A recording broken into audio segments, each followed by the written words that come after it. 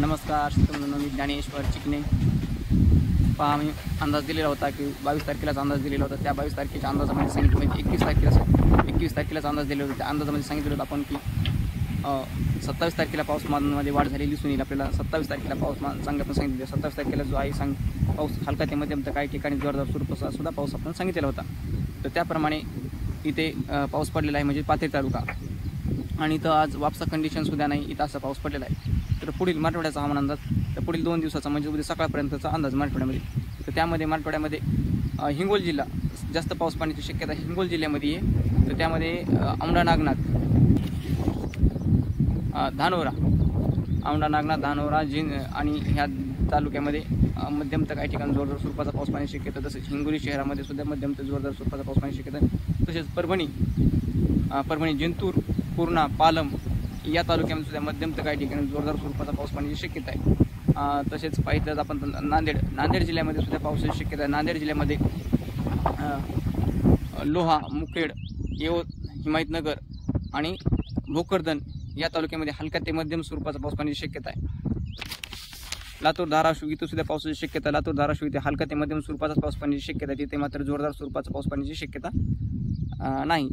तर तसेच आपण बीड जिल्ह्यामध्ये अंबाजोगाई, माजलगाव, गेवराई, परळी, वैजनाथ इथं सुद्धा पाऊस पडण्याची शक्यता आहे. जालना जिल्ह्यामध्ये सुद्धा पावसाची शक्यता, हलका ते मध्यम स्वरूपाचा पाऊस पडण्याची शक्यता. जालना जिल्ह्याचा जो उत्तरेकडचा भाग आहे त्यामध्ये मात्र मध्यम ते काही ठिकाणी जोरदार स्वरूपाचा सुद्धा पाऊस पडण्याची शक्यता आहे.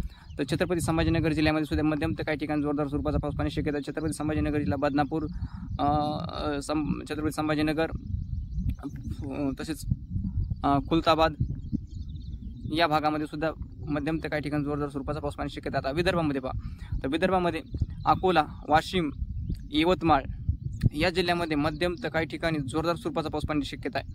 यवतमाळ जिल्ह्यामध्ये रिसोड, मानोरा, उमरखेडा, घटंजी, वणी या तालुक्यामध्ये मध्यम तर काही ठिकाणी जोरदार स्वरूपाचा. अमरावती, मूर्तिजापूर, मेळघाट, चिखलदरा, धामणगाव या भागामध्ये सुद्धा मध्यम ते काही ठिकाणी जोरदार स्वरूपाचा पाऊस पडण्याची शक्यता आहे.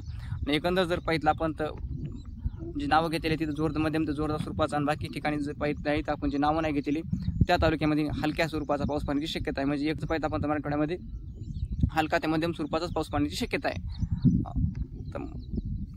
आणि विदर्भाचा पूर्व भाग आहे, नागपूर, भंडारा, गोंदिया, चंद्रपूर या जिल्ह्यामध्ये सुद्धा पाऊस पडण्याची शक्यता, त्यामध्ये हलका ते मध्यम स्वरूपाचा.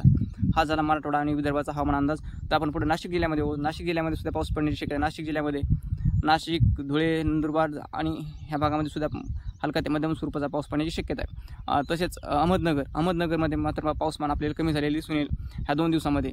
जे मागच्या 2 दिवसाच्या तुलनेने अहमदनगरमध्ये मात्र पाऊसमान ह्या 2 दिवसामध्ये म्हणजे आज आणि उद्या प्रमाण पावसाची कमी झालेली आहे. तिथे पण तुरळक ठिकाणी पावसाची शक्यता आहे.